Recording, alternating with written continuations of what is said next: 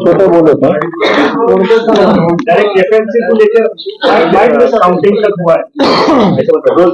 मैं छोटा में बोल देता हूँ। नमस्कार, मैं कुमार आशीर्वाद, कलेक्टर सोलापुर। 29 नवंबर 2024 को मार्चरस तालुका के मारकरवाड़ी गांव में वहां के गांव के कुछ नागरिकों ने टेस्ट वोट एग्जिट पोल करने का एक निर्णय लिया था। उन्होंने निवेदन किया था, उसको हमने नकारा है।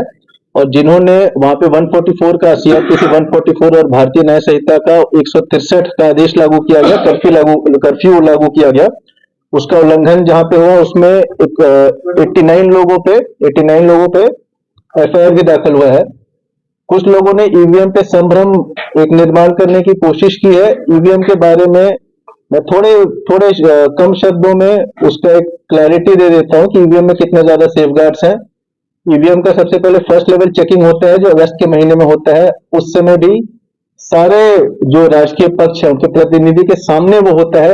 उसके बाद कमिश्निंग होती है। अच्छा, एफएलसी में हम हर मशीन पे 6 वोट देते हैं, हर कैंडिडेट को 96 वोट दिए जाते हैं हर बीयू पे, और वो उनके सामने दिए जाते हैं, राजकीय पक्ष के प्रतिनिधि के सामने दिए जाते हैं। उनका साइन हम लेते हैं और वीडियो में भी हमारे पास है। फिर कमिश्निंग होती है। कमिश्निंग में अगेन हम हर मशीन पे एक वोट देते हैं और 5% मशीन पे 1000 वोट देते हैं। वो भी राजकीय पक्ष के प्रतिनिधि के सामने होती है। उन्हें हम प्रोत्साहित करते हैं कि आप खुद बटन दबा के वोट दीजिए और देखिए कि सब सही से आ रहा है कि नहीं। जिस दिन एक्चुअल पोल होता है, पोलिंग डे के दिन, हम लोग एक मॉक पोल करते हैं। 50 वोट दिए जाते हैं और वो भी पोलिंग एजेंट के सामने, जो राजकीय पक्ष के प्रतिनिधि हैं, पोलिंग एजेंट, उनके सामने ये प्रक्रिया की जाती है। और मारकरवाड़ी में 3 बूथ है, बूथ नंबर 96, 97, 98। वहां पे जिन लोगों ने आक्षेप लिया है, जिस उम्मीदवार ने आक्षेप लिया है, उनके भी प्रतिनिधि थे। उन्होंने भी मॉक पोल सर्टिफिकेट पे उनका साइन है कि मॉक पोल में जिस आदमी को वोट दिया गया उतने ही वोट आए थे। ईवीएम में जो टेक्निकल एस्पेक्ट अगर आप देखेंगे तो इसमें कोई इंटरनेट कनेक्टिविटी नहीं है, ब्लूटूथ कनेक्टिविटी नहीं है, इसमें एक्सटर्नल पोर्ट नहीं है, इसमें वायरलेस कनेक्टिविटी नहीं है, तो हैकिंग का कोई प्रश्न उठता ही नहीं है।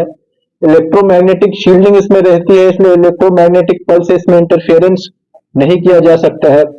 इसका जो माइक्रो कंट्रोलर चिप है वो एक टाइम प्रोग्रामेबल है, एक ही टाइम आप उसमें प्रोग्राम लिख सकते हैं और उसके बाद उसमें आप प्रोग्राम चेंज नहीं कर सकते हैं। सो अगर मॉक पोल में, एक्चुअल पोल के दिन जो हम 50 वोट की मॉक पोल लेते हैं, अगर कुछ गड़बड़ होता है तो उसी समय गड़बड़ आता है, उसके बाद कैसे गड़बड़ आता है? मॉक पोल में सब कुछ सही आया, फिर अचानक से क्या जादू हो गया कि एक्चुअल पोल में गड़बड़ आने लगा। इसलिए हर प्रोसेस पे, हर स्टेप पे लोग जो प्रतिनिधि हैं, राजकीय पक्ष के प्रतिनिधि को हम इन्वॉल्व करते हैं। स्टार्टिंग से एंड तक उनके सामने सब कुछ होता है, जो हमारे पास वीडियो में है, जिनका हमारे पास साइन है। और टेक्निकल एस्पेक्ट के बारे में भी मैंने आपको जानकारी दी है। लास्ट में मारकरवाड़ी में जो टेस्ट पोल का जो उन्होंने प्रयोग जो करना चाह रहे थे, जो हमने होने नहीं दिया, उसमें हमने इतनी 89 लोगों पे एफआईआर किया है। इतनी कड़क कार्रवाई हमने क्यों की?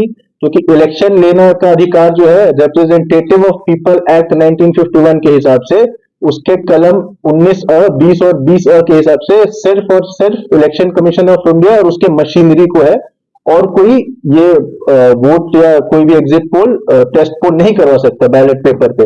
इसलिए हमने कड़क कार्रवाई की है। मैं सबसे अनुरोध करूंगा कि eci.gov.in पे आप अगर फ्रीक्वेंटली आस्क्ड क्वेश्चन के सेक्शन में जाएंगे तो हर एक उत्तर, ईवीएम के बारे में जो भी आपके मन में प्रश्न होंगे, वो हर एक प्रश्न का उत्तर बहुत ही सफाई से, बहुत ही सरल भाषा में वहां दिया हुआ है। तो मेरी सबसे विनंती होगी कि पहले आप वो चीजों को पढ़े, उस वेबसाइट को विजिट करें और उसके बाद ईवीएम के बारे में अपना मत बनाए। किसी भी गलत अफवाह का शिकार ना हो। जो भी इलेक्शन का प्रोसेस हुआ है बहुत ही क्लीनली हुआ है, किसी ने कभी कोई आक्षेप नहीं लिया है और बहुत क्लीनली हुआ है। मारकरवाड़ी का एक बहुत जो काफी लोग हैं वो उस अग्री करते हैं कि कोई गड़बड़ नहीं हुआ है, जिसको हमने वोट दी उसी का आया है। तो इस प्रकार का कोई भी अगर संभ्रम करने का कोशिश करता है तो उस पर हम कार्रवाई भी करेंगे।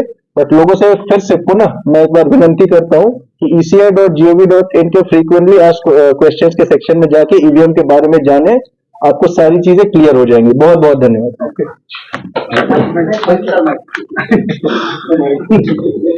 इसको आप लोग थोड़ा ये करिए, है ना, बहुत ही इलेक्शन के बाद भी इलेक्शन का काम ही करते जाते हैं। ठीक है।